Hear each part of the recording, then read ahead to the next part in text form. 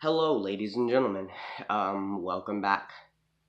Today, first of all, we're celebrating breaking the 100 followers barrier, and I hope to keep this momentum going and get more followers. And number one, because I'm an attention whore, of course, and number two, because I think it's really important to get my voice out there. Um, So yeah, today we are talking about things people say that in, that make you sure that they've never been abused. Things people say who've never been abused. Things people who've never been abused say. There we go. That's how to say that. But yeah. So the first one, the one that's always been the most common to me, is like, she's your mother, you have to love her. They're your family, you have to love them. They're your parents, they have the right to make decisions for you. They're just doing what's best for you, along those lines. And that's something that irks the hell out of me. And I know the people saying it, they don't have bad intentions, but they also probably had good parents. And not everybody does.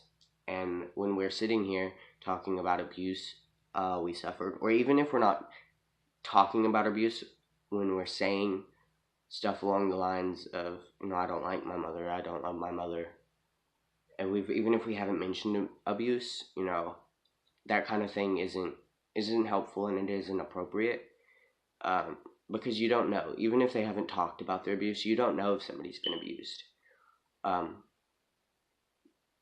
Especially there's a whole culture of, I don't trust people who don't love their mother, um, and I understand that, or who don't respect their mother, and I understand that the way men especially treat their mother is a really good implication of how they're going to treat the women in their life. But it's different when it comes to abuse. We have no choice in the matter. It's not just that we're choosing not to respect them, choosing not to love them. When you've been abused, a lot of resentment builds up, and it's really hard. I've been beaten. I've had kitchen knives thrown at me. I've been gaslit. To my face, gaslit, directly telling me things I know aren't true. And it's messed with my head a lot.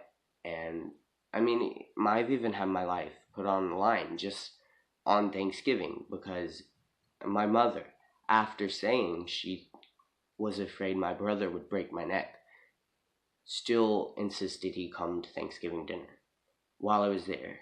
Um, it's not as simple as you just have to love them, because sometimes you just can't. Sometimes you've got so much anger and so many years of horrible things built up. My mother isn't even as bad as some of my friends' parents, and it's just never what that saying isn't gonna change it. It isn't gonna make things better. After somebody's hurt you so much, you can't always love them. You can't always forgive them. And I know I live in a culture especially down south, where if you don't put blood above everyone else, you're kind of looked down on, I guess. Blood is supposed to be put first. That. But yeah, there's that. I would recommend not saying that if somebody's talking about, especially abuse. There's Your parents are just doing what's best for you. Um, Again, whoever says this had good parents who genuinely wanted what's best for them. And my mom says she wants what's best for me, but her actions don't prove that. Again, my life was in danger, and not every parent is like that. Not every parent is capable of making the decisions that are better for their child, whether it be through mental illness, whether it just be because they're abusive fucks. Yeah. There's I can't believe they would do that. They're so nice. Um, this is one I've gotten a little bit because my mom presents herself as a kind person. Um, yeah, my mom kind of presents herself. Everybody knows my mom's a little off in the head because she just talking to her, you can feel it. But overall, you know, people don't realize what she's really like. And so when I mention it, they're like, I can't believe that, or, but your mother's so nice. Or, I mean, I knew she was a little crazy, but she just seems so nice. And that is intentional in a lot of cases. I don't know if my mom does it intentionally, because again, my mom's crazy. But in a lot of cases, it is in fact intentional. They want the world to see them as good, kind people, so that they can go home and abuse their children without repercussion. Hold on.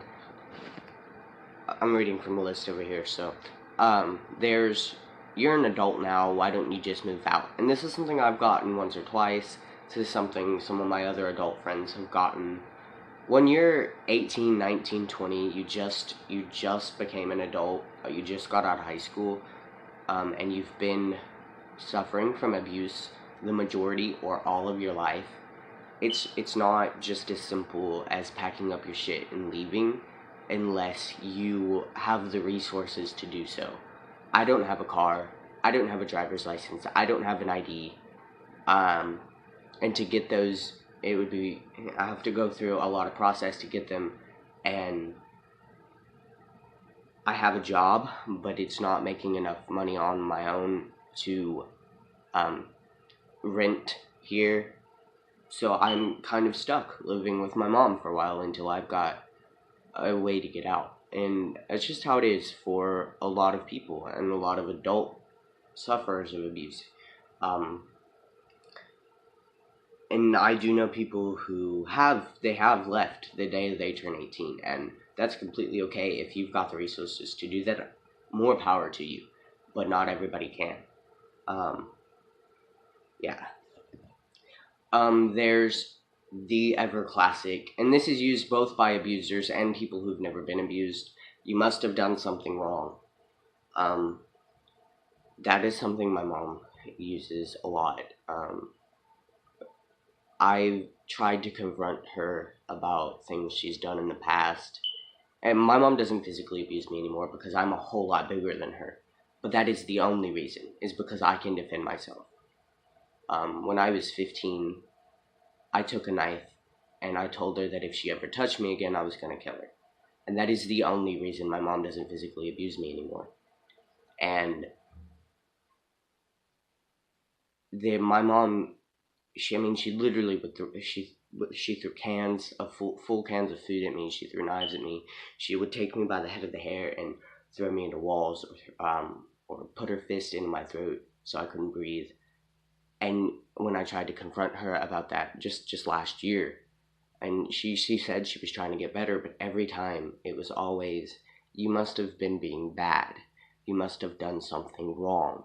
And that is a tactic used to shift the blame onto the victim. And it is also like gaslighting. You have no reason to feel bad because you had to have done something wrong. And so if you've never suffered abuse, I really recommend, out of all of them,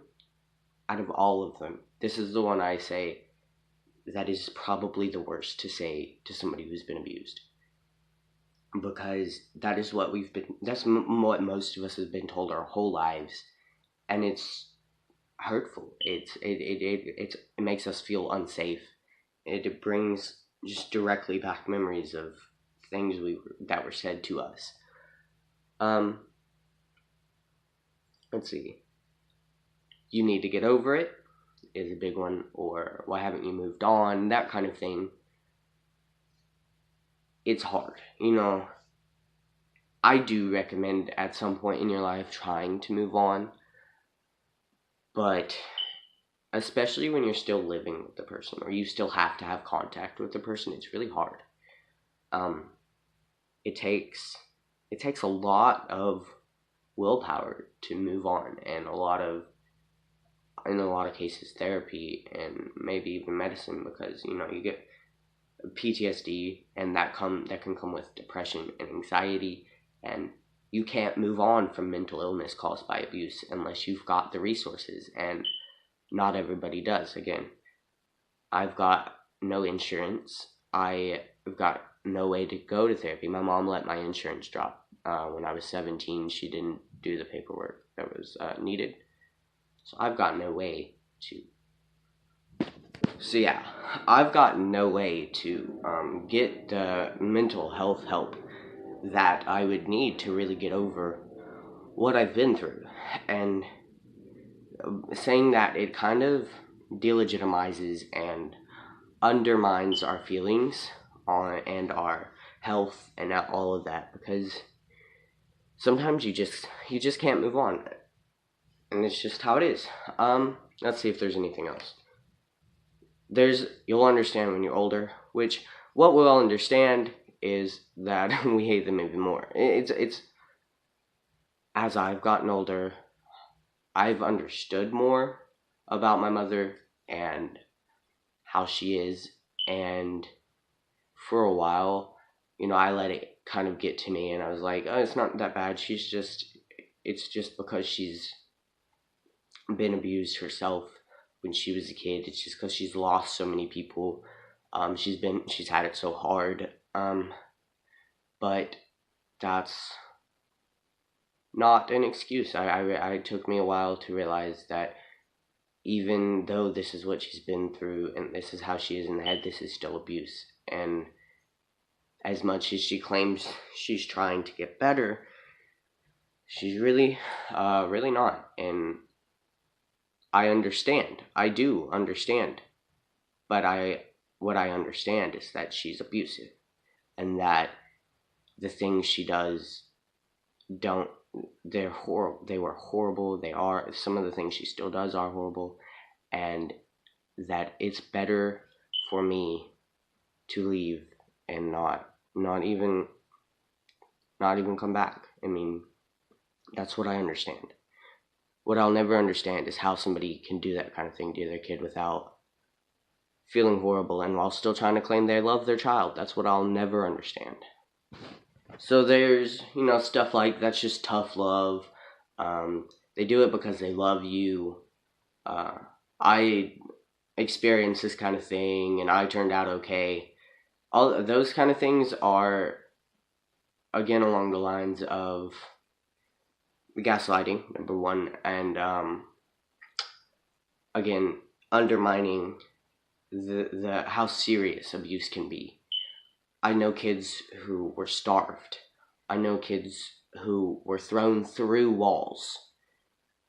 My friend, well, not my friend, when I was in foster care, when I was really little, I had a foster sister who they were in foster care, or they were eventually adopted, because her father had put her through a wall.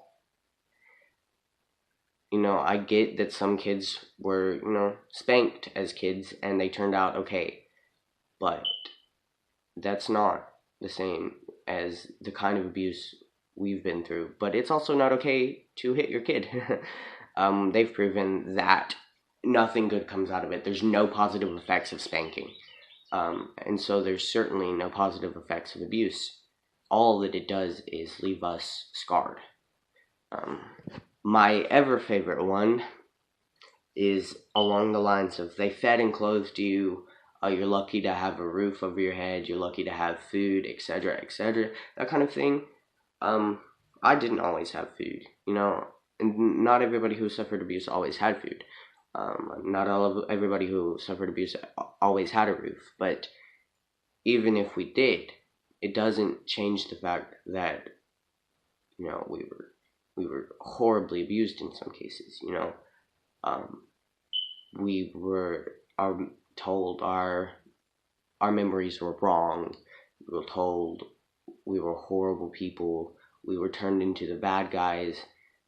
It leaves a permanent, lasting scar, and it affects all of my relationships now. I have issues keeping relationships. Um, I have nightmares. I have nightmares about my own mother killing me. I have nightmares so much. I have so many nightmares. PTSD isn't an easy thing to live with, and it doesn't. Even though she's given me a roof and she's bought me clothes for a lot of my life, it doesn't change that I have nightmares about my mother killing me because of what she did to me when I was younger and what she did to my brother. Um, that eventually led to my brother leaving and getting killed. So yeah, I think that's where I'm gonna wrap it up because this video has gotten a little long, and I think I've run out of topics on the list. Yeah, okay. So thank you guys for watching. I will be putting a big TW in the title for abuse. But I love you guys.